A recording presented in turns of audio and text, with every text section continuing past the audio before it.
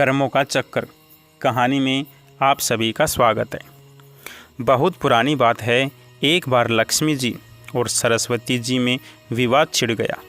लक्ष्मी जी बोली, मेरे आशीर्वाद के आगे भला कर्मों की क्या हस्ती है। परंतु सरस्वती जी अपनी बात पर अड़ी थी कि हर एक को पिछले कर्मों का फल भोगना ही पड़ता है।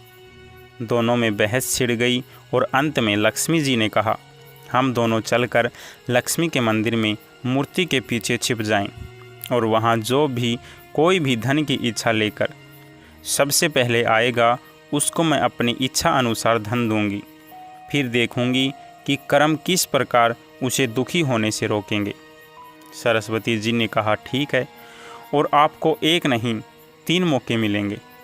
दोनों मंदिर में जाकर लक्ष्मी जी की मूर्ति के पीछे छिप गई। मंदिर के पास ही दौलतपुर नाम का एक गांव था। इसमें बलराम नामक एक लकड़हारा अत्यंत गरीबी में अपने दिन काट रहा था।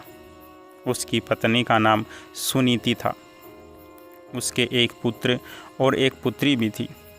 वह प्रतिदिन लकड़ी काटता अथवा आसपास में ही काम करके अपना पेट पालता था।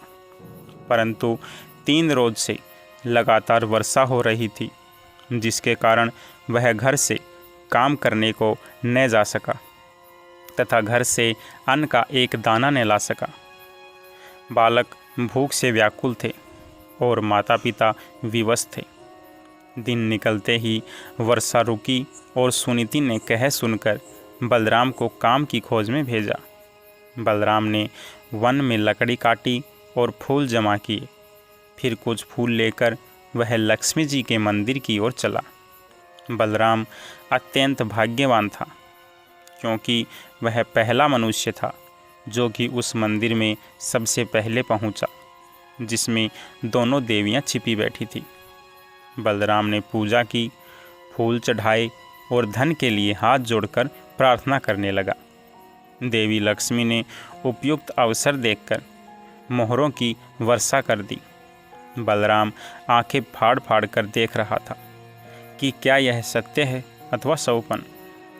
बड़ी देर में उसे विश्वास हुआ कि देवी लक्ष्मी वास्तव में उस पर प्रसन्न हो गई है।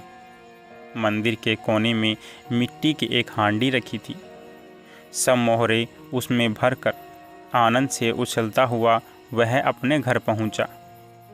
बाहर से ही उसने अपनी पत्नी को आवाज़ें देनी शुरू की कि देखो सुनीति, मैं क्या लाया हूँ। परंतु वह अपनी किसी पड़ोसिन से आटा उधार मांगने गई हुई थी। वह उसे ढूंढने को बाहर चल दिया। थोड़ी देर में दोनों पति पत्नी वापस आ गए। बलराम तो खुशी खुशी सब बता रहा था, परंतु सुनीति उस पर विश्वास नहीं कर रही थी। घर में आकर दोनों ने देखा कि हांडी में मोहरे तो क्या, एक भी असरफी नहीं है। बलराम कटे पेड़ की भांति गिर पड़ा और सुनीति उसे गालियां सुनाने लगी। अब वह बोलता भी क्या, चुपचाप पड़ा रहा। अगले दिन प्रातःकाल वह फिर देवी के मंदिर में पहुंचा। लक्ष्मी सोच रही थी कि बलराम अब धनी हो गया है, अतएव बहुत सारी सामग्री लाकर पूजा करेगा। परंतु बलराम ने रो रो कर सारी कथा सुनाई। अब की बार देवी लक्ष्मी ने अपने गले का मणिमुक्ताओं का हार उसके ऊपर फेंक दिया। वह अत्यंत खुश होकर वहाँ से चल दिया। रास्ते में उसे ध्यान आया कि कल उसने धन मिलने पर निर्मल जल में स्नान करके पूजा नहीं की थी। शायद इसीलिए उसका कल वाला धन खो गया।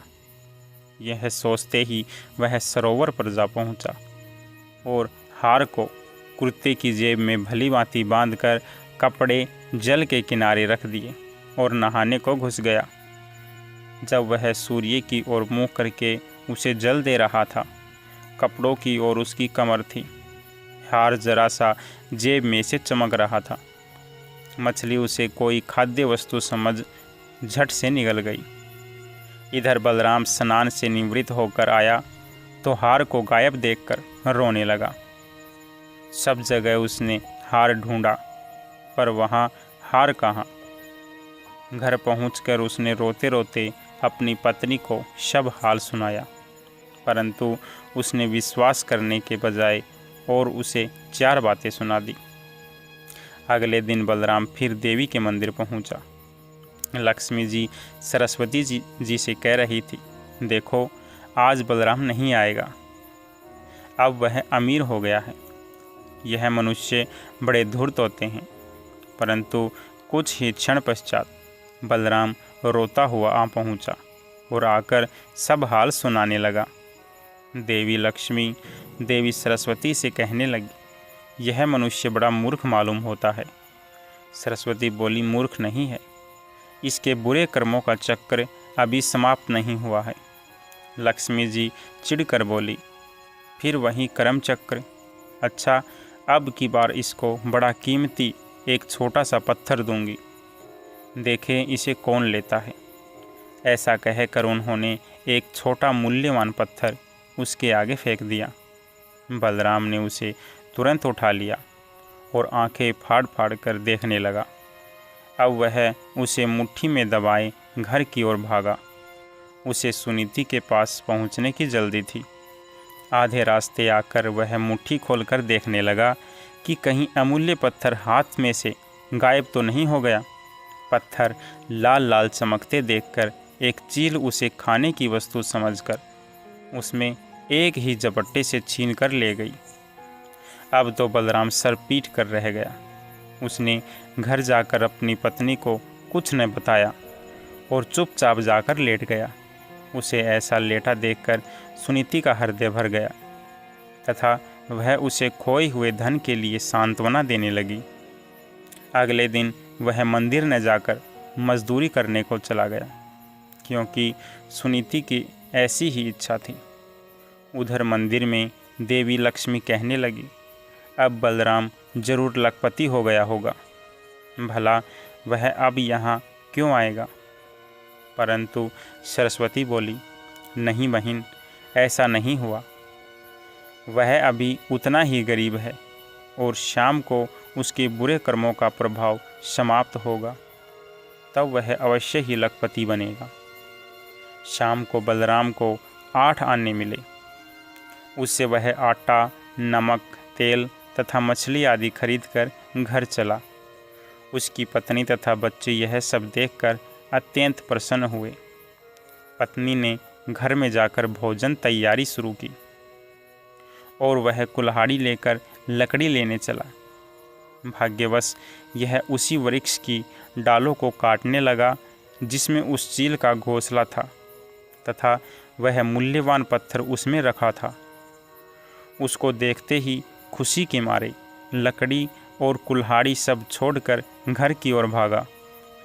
वह कहता जा रहा था, सुनीति, चोर मिल गया, चोर मिल गया।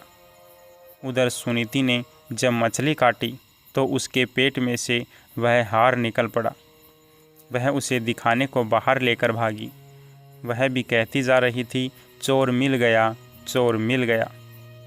यह शोर सुनकर पड़ोस की कुबड़ी बुढ़िया घबरा गई, क्योंकि उसी ने पहले दिन वह मोहरों से भरी हांडी चुराई थी। वह समझी शायद उसी की चोरी पकड़ी गई और अब उसी के घर वह उसे पकड़ने आ रहे हैं। वह चुपके से उस हांडी को उसी कोने में रखाई। घर आकर दोनों चकित रह गई, क्योंकि उनकी तीनों चीज़ें मिल चुकी थी।